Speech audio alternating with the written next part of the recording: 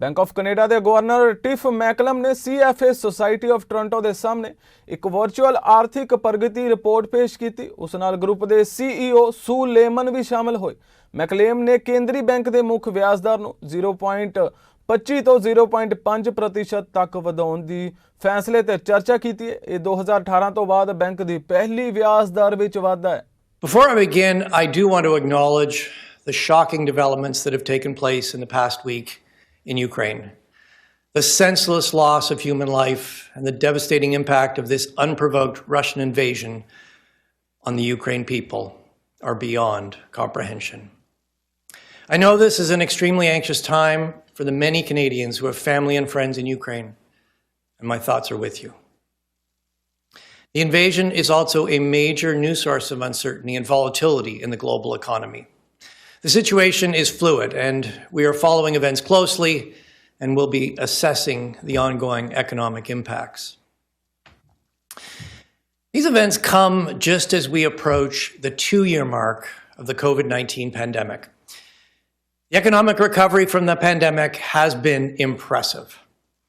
While uncertainty about the evolution of the virus remains, the agility and resilience of Canadian households and businesses through the past 2 years of immense challenge cannot be overstated. And after providing extraordinary stimulus to support the economy through this tremendous shock, we are now clearly on a path to normalizing monetary policy. That's what I'd like to discuss with you today. In January, when the Bank of Canada released its quarterly monetary policy report, we told Canadians that emergency monetary policy measures needed to support the economy through the pandemic were no longer required. We ended our exceptional forward guidance and told Canadians they should expect a rising path for interest rates. Yesterday, Governing Council took the decision to raise the policy rate by 25 basis points to 0.5%. This is the first step on that path. We also said that we will be considering when to end the reinvestment phase of our large-scale asset purchases and allow the bank's holdings of Government of Canada bonds to begin to decline. This process is known as quantitative tightening, or QT.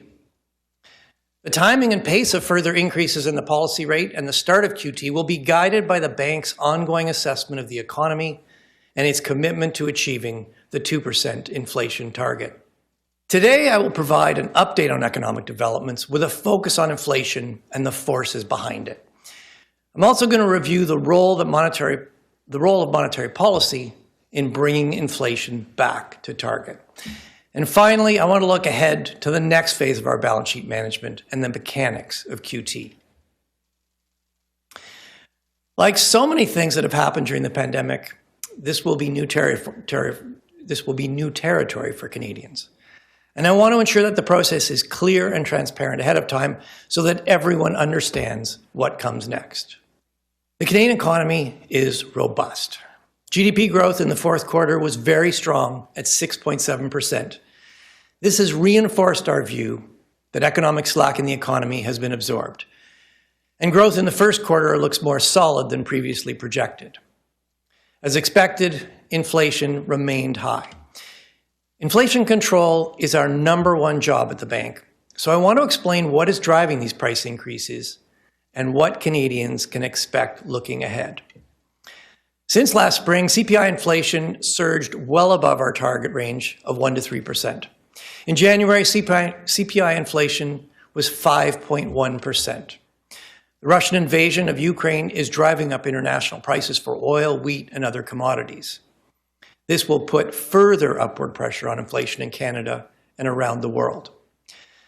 Setting aside the crisis in Ukraine, the surge in inflation we have seen since last spring largely reflects pandemic-related shifts in global supply and demand. But this rise in inflation has been larger than we expected 6 months ago, and price increases have broadened. So I want to take a closer look at the forces